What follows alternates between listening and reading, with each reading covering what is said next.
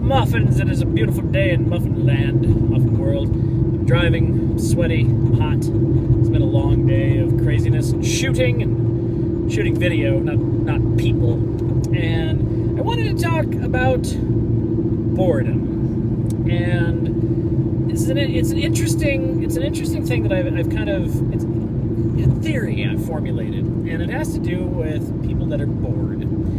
One of the things I have very much noticed is that people, not everybody, but most people like to have things to do. And if they don't have things to do, they become bored. So they tend to lock on to certain things that keep them from getting that boredom. So whether it's TV shows, whether it's work, whether it's other things. Now, I'm almost never bored because I'm busy all the time. But I'm not busy with one thing. I'm busy with multiple things. I have my daytime job, I have YouTube, I have web series and stuff that I work on, and so I'm busy all the time. So for me, if I get a moment where I'm not doing something, I actually get to sleep, I get to relax, I get to do things that I would normally not get to do. Like yesterday, I actually took some time off, I relaxed, I was able to sit down and watch the last season of Star Trek Enterprise. It wasn't the best, but it was enjoyable, you know, it was a chance for me to actually just relax and not be working.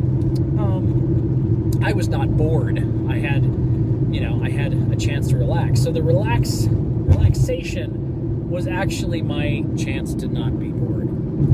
One thing I have noticed, though, is that people who are bored consistently, and they get bored with television, they get bored with something else, so they tend to latch on to things that may or may not be the best use of their time. One of those things is they make their lives more complicated than they need to be.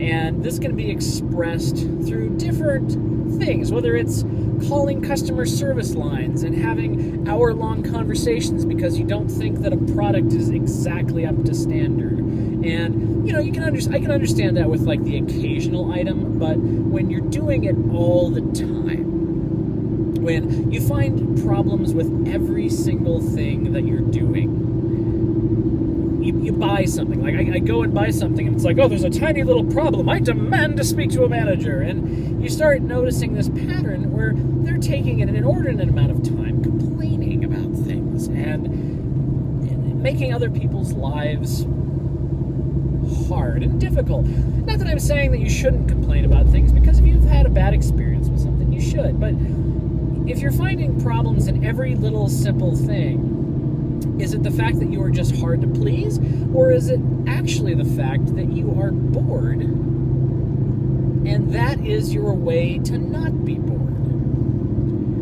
Other people, I've noticed, they kind of express this through maybe like their work environment. You hear about people, they're like, oh, we've got this one troublesome person at work. They're always causing a ruckus, and they always seem to have this different opinion than everybody else. And it's like, is it because they are opinionated? Is it because they think that they know better? Is it because they just want to be difficult? Or is it because they're bored?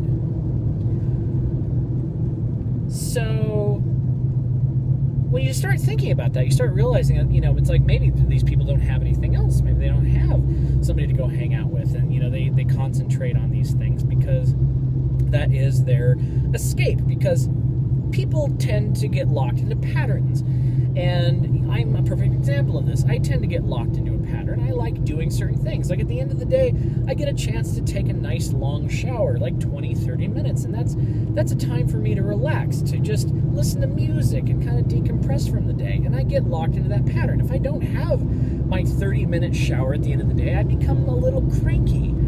And I think, that pattern can also be applied to boredom. Or that idea of having a pattern can be applied to boredom. So you are bored because you don't have anything else filling up those empty times in your life, so you tend to latch onto something. So eventually that becomes the norm rather than the exception. Anyways, let me know what your thoughts are down in the comments. If there's something that you do when you are bored, if there's something that applies to your life, or if you think that I'm completely full of it.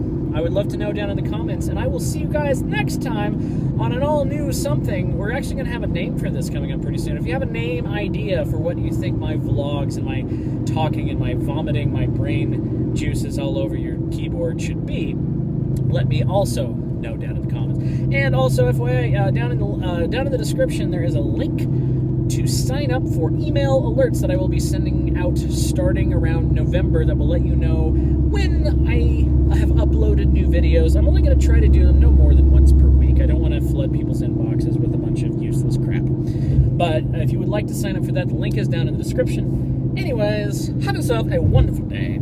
I will talk to you next time on the Muffin Football thing. Insert blank name here. Bye-bye.